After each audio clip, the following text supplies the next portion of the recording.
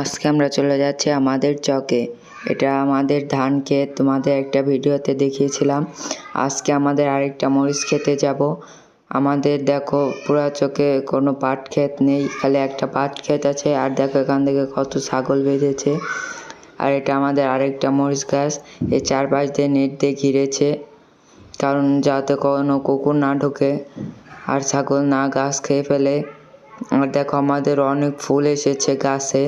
আর দেখো আমাদের আজকে মরিচ তুলছে।